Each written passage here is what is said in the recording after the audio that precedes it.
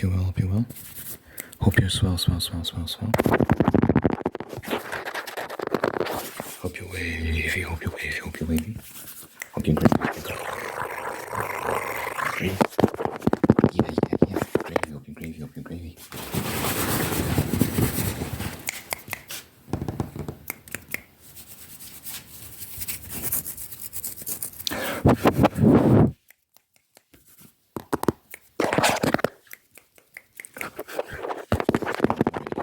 If you didn't know already.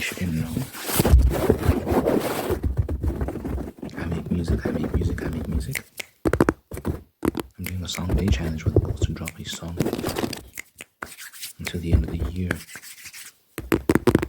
I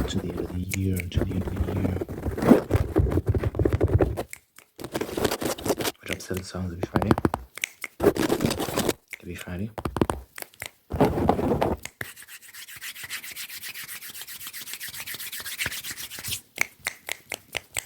7 songs.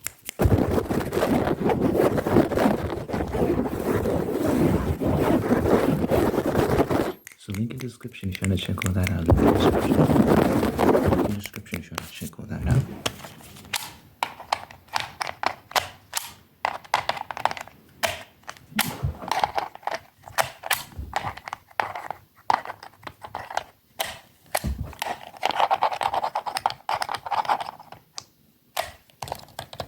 What the hell? Getting a call. God damn it.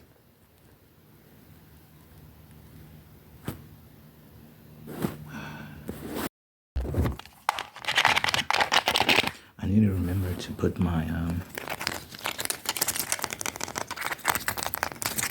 phone on airplane mode when I'm filming, because sometimes you just get random calls that stop your recording. So annoying.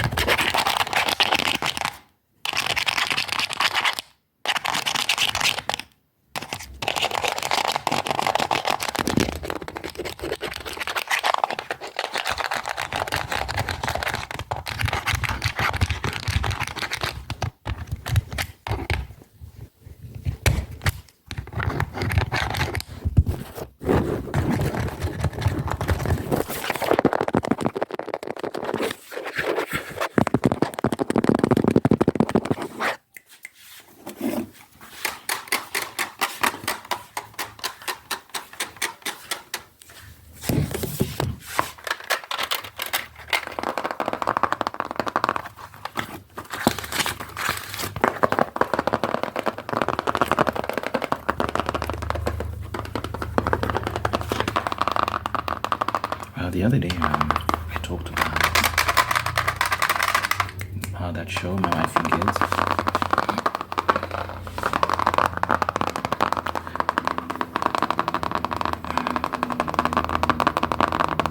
I talked about like how it's hard to find like good shows centered around families, like just traditional families, right?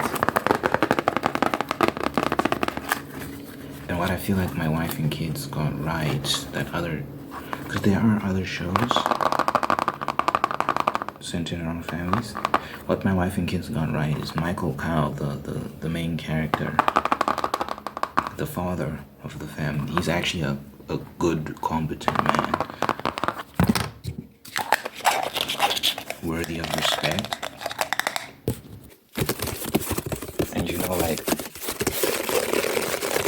if you look at the other shows like The Simpsons, what's Homer Simpson, absolute doofus, he's an absolute moron.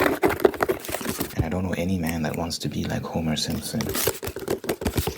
Or you take Modern Family, the guy that Ty Burrell plays. I know the name of the actor, I don't know the name of the character, which is wild because that's the only show I've seen him in. But the dad in Modern Family, also another idiot, right? Then there's a show, According to Jim. This was like early 2000s or late 90s. I think it was early 2000s.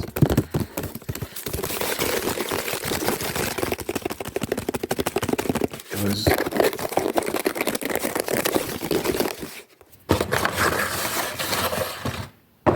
according to Jim, was, I liked it. But Jim's character, although he was like a strong man, like he had a good job, he was like, he emulated some of those traditionally masculine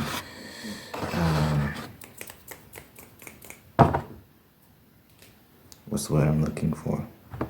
Characteristics that we know and admire as men. But then he also had many parts of himself that were so dumb.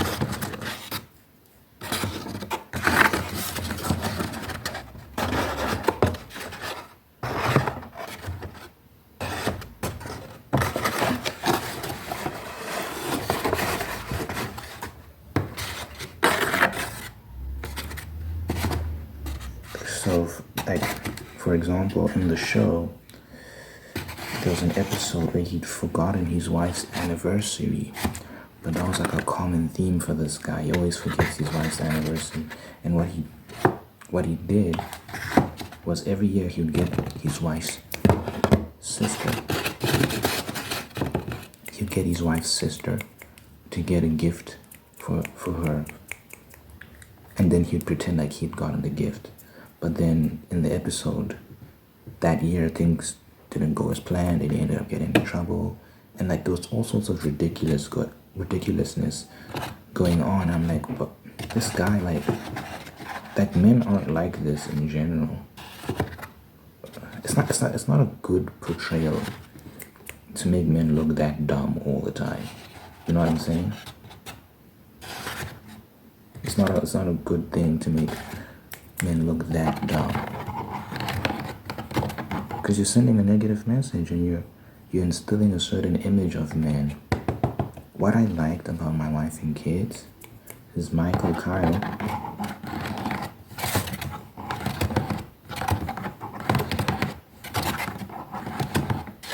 The main character.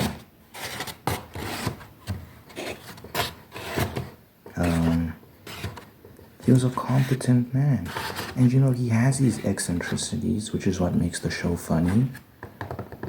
But for the most part, he's respectable, and he's actually a man that other men would want to be in some sense. So maybe he has many characteristics that many men would be like, I would like to emulate that. And he maintained sense of respect in his own house. Like he wasn't looked at as this bumbling fool by his family. And like I liked how he was genuinely respected as a leader in the house. Like his family actually views him as the head of the household. And he exercises his authority in many episodes, which is refreshing to see. Like there was one episode where he just told his wife straight up, stop talking, dude. It was crazy. Like they were having an argument with the kids, and she was being like, you're being too harsh on the kids, because she was trying to discipline his son after his son did something insane. His son had brought a girl into the house and then had sex with her in his parents' bedroom, on his parents' bed, which is unbelievable.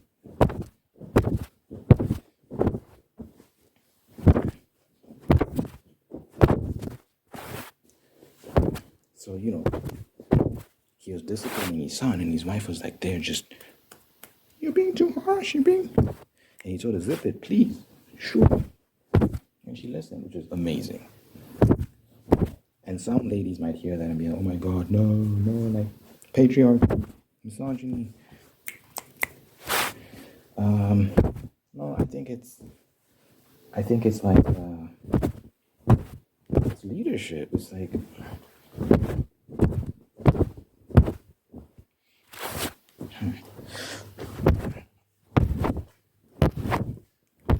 it's like him exercising authority for the betterment of the household, by the way. Now, I don't agree with necessarily. What am I trying to say?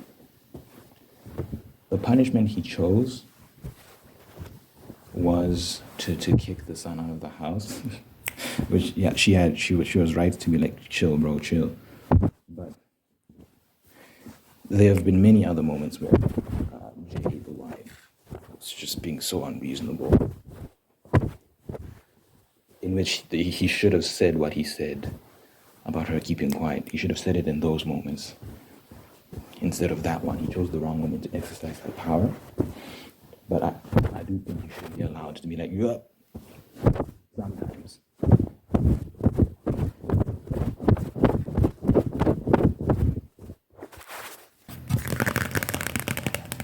And I don't think that means that you don't respect your wife or anything when you don't love her.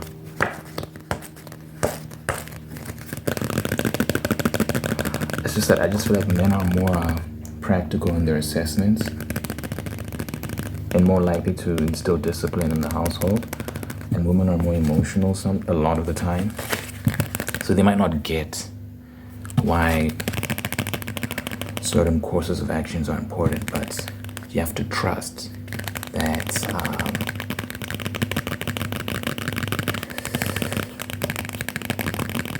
the male perspective is useful in certain situations, and then it's your job to just let it happen, even if it makes you a bit uncomfortable. It's necessary.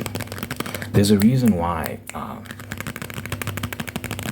for example, kids raised in single mother households are more likely to get into crime, drug abuse, alcohol abuse. Girls are more likely to fall into teenage pregnancy. Like, the stats are there for everyone to see. Because men are disciplinarians. And that sort of stuff won't fly if a man is in the house, like a competent man. Women are more likely to let certain things slide, and sometimes the authority isn't respected. And it's just generally speaking, women are more sensitive. Like, there's just certain things men have that you can't replace in a single mother household, even if it's two moms, whatever the case may be. It's not interchangeable. Whereas with single father households, it's not the same thing. You don't see that same rate of crime and delinquency, to be frank. So men do serve that role as the authority figures, disciplinarians. And I love that the show, I'm making the show sound crazy, but I promise you, it's Michael Kyle is a kind, gentleman, funny, but he puts his foot down when he needs to, and that's what I respected so much about him. He's actually a respectable man, unlike a lot of these other men in these shows, man. They're bombs, and they get pushed around by their family, they get made fun of, and they're not to be taken seriously. They were never meant to be taken seriously. They weren't written to be taken seriously. I feel like Michael Kyle was written to be taken seriously.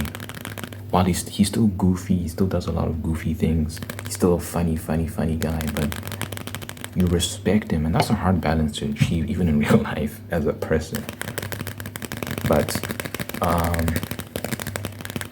they struck that balance beautifully, just masterfully. He's a great guy, worthy of respect and admiration, which is why I love that show so much. He has a great family, and his wife is great too. She has annoying things she does, and she's very irrational and emotional at times, but I think she's very beautiful, and I love her willingness to submit.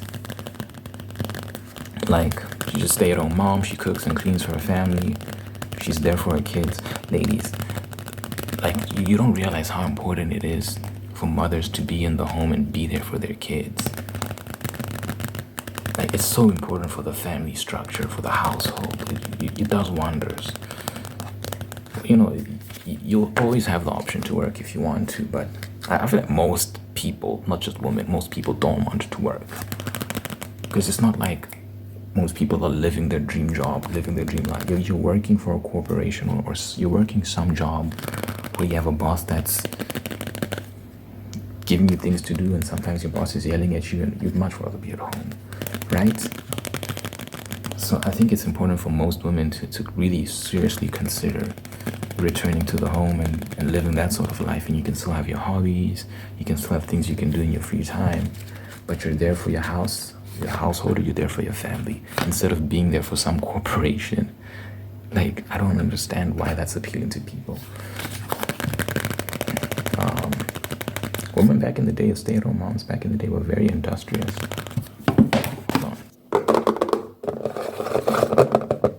Stay-at-home moms back in the day were very industrious. They would make soap, they'd make clothes, make all sorts of nifty things that they'd sell in their community, and they'd have their girlfriends, and they'd have women in the community that they would meet up with and have conversations with, and share their burdens with.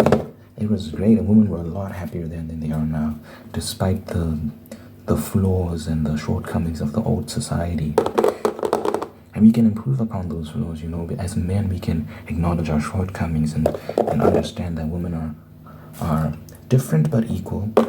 We still maintain the leadership role in our societies and our households, but we understand that doesn't make us better or superior to women. It's just we're different.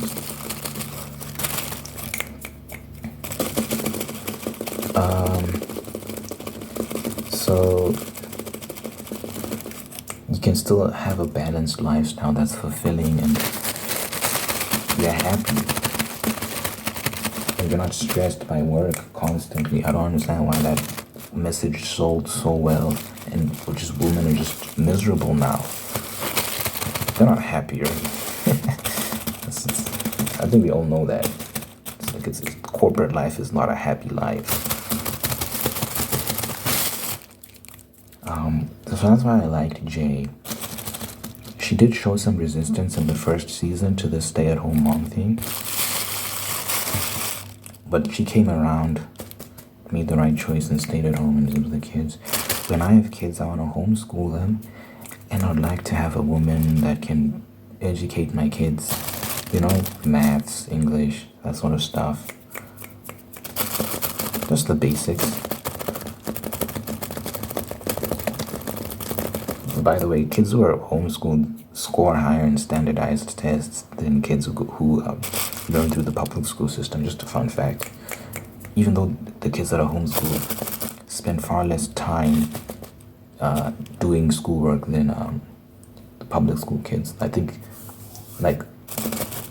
some homeschool structures only have 3 hours dedicated to school, but it's 3 hours of focused work that caters to the child's learning speed and interests and allows them to learn at a much, much faster rate, because you're catering to their specific learning styles, whereas the public school system is standardized, so it treats everyone the same, and it's one teacher with a classroom of 20 to 30 kids.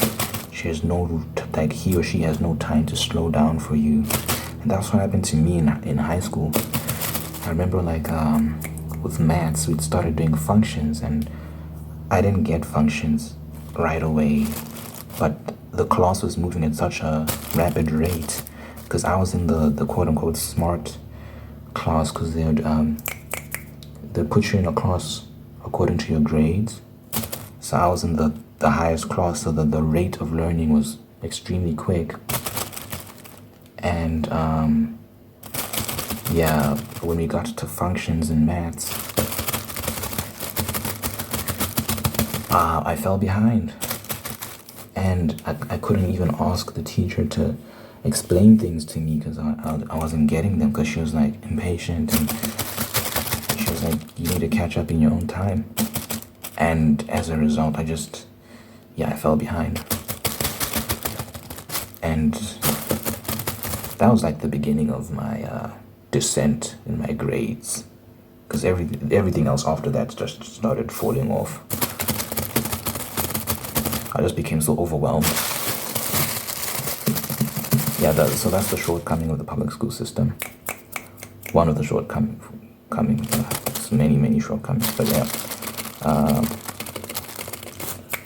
So that's why I want to homeschool my kids, and I'd love a wife who can help facilitate that. And you don't have to be a genius to do that, by the way. There's so many resources we can access that can help us teach our kids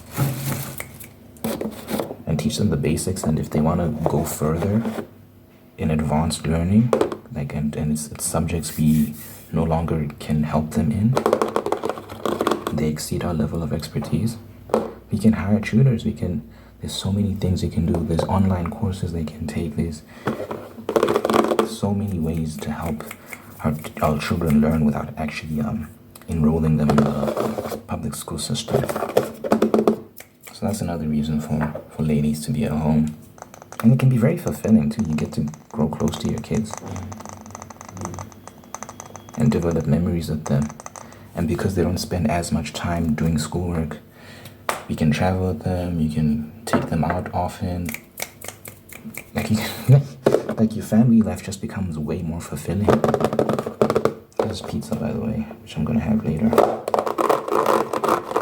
One's like bacon and chorizo, and the other one is like chicken, like sweet chili chicken and avocado, I think.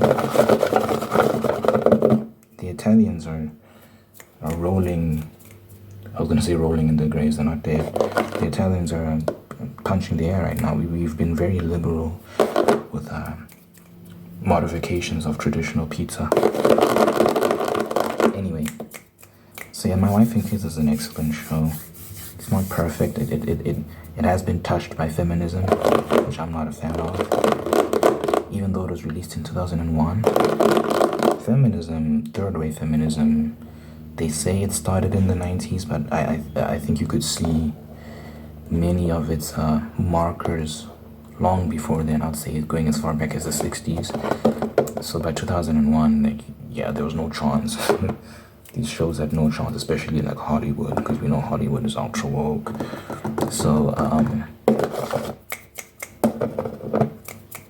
the show does espouse some feminist themes, but it's not unbearable. At least not for me. And yeah, it still maintains many traditional tenets, which I'm it's very nice to see.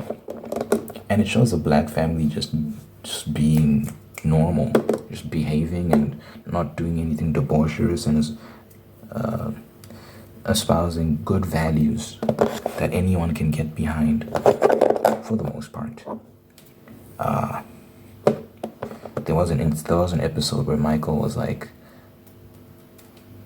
where Junior was entering, their son Junior, he's a teenager, he's entering a phase in his life where he's starting to masturbate and want pornography, and the parents are like, it's normal, it's whatnot.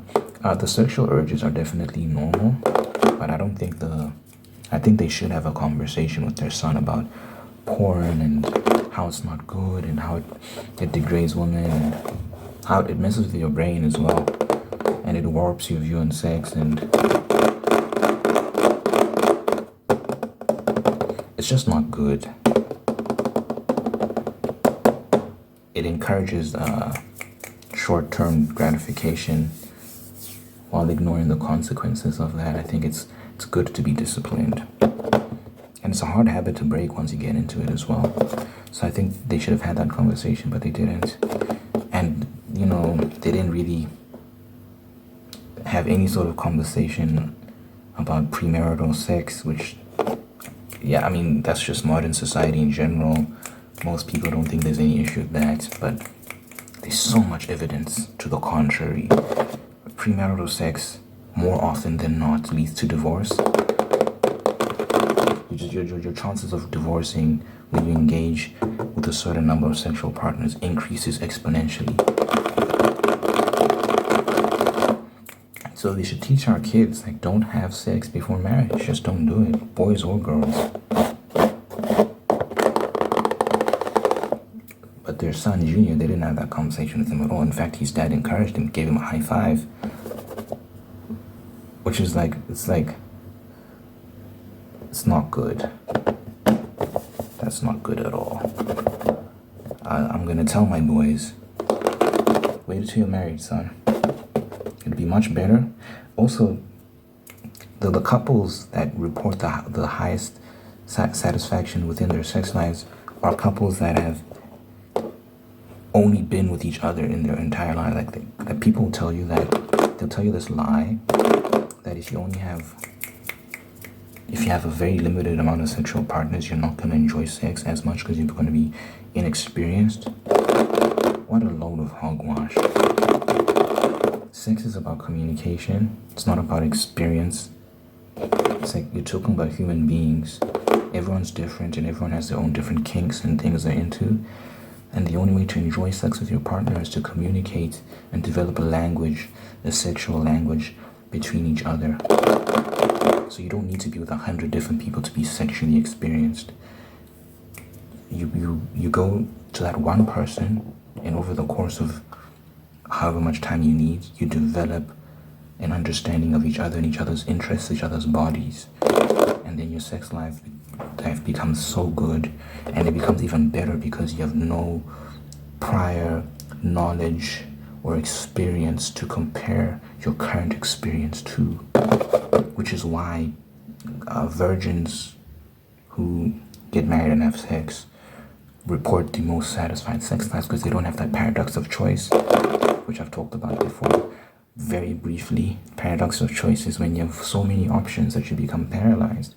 You don't know what to choose anymore, and it becomes hard to enjoy just one thing when you have way too many options. So what we see is if someone has slept with multiple sex partners, then they settle on they find someone to settle down with. What ends up happening is that person has to compete with all the people that you've had experiences with, and that's a mental thing that's happening. So you're comparing the sexual experiences you've had with this individual to the sexual experiences you've had with the countless people you've been with in the past, and that's not fair. And sometimes there might have been someone who genuinely gave you amazing sex, whereas the person you're with, at least at the moment, is not giving you that same level of sex. So for you, that might be a problem, and it might cause problems in the relationship. And we see that often, and that can lead to cheating, and it can lead to all sorts of issues. You would never have those issues. You'd never know what you're missing out on if you just were with that one person. And keep in mind that the sex gets better because of communication. It gets better. It's not like you're doomed to a mediocre sex life. It's like, no, you just learn to communicate, and you're honest about your fantasies and your desires, and you can explore that in a safe space. Many people engage in sexual behavior with strangers and are unwilling to talk about what they just did with that stranger, which is wild. How can you do something that you're not willing to talk about afterwards? Because there's shame there, because it's like, you don't know this person, so you're vulnerable with them for a moment, but afterwards you're not willing to be as vulnerable anymore, which is insane. Whereas in a marriage, it's safe. You feel safe. This is your life partner. You can say whatever to them. So you can be very open about your fantasies and your desires and the sexual acts you just committed, and you don't have to feel any sense of shame in that regard. I went on a tangent. So these are the sort of conversations that I have with my children, whereas in my wife and kids, they did not have those conversations. So that's one flaw I would say is in the show, but that's modern culture, modern media in general. Really, it's very rare to find. I don't think there's any example of a family show that had those sort of discussions with children. It doesn't exist. Hopefully someone will make that one day. Anyway, that's the end of the video. Thanks for watching. You're not allowed to pray at the end of all my videos, just to impart peace and blessing, all that good stuff. So here we go.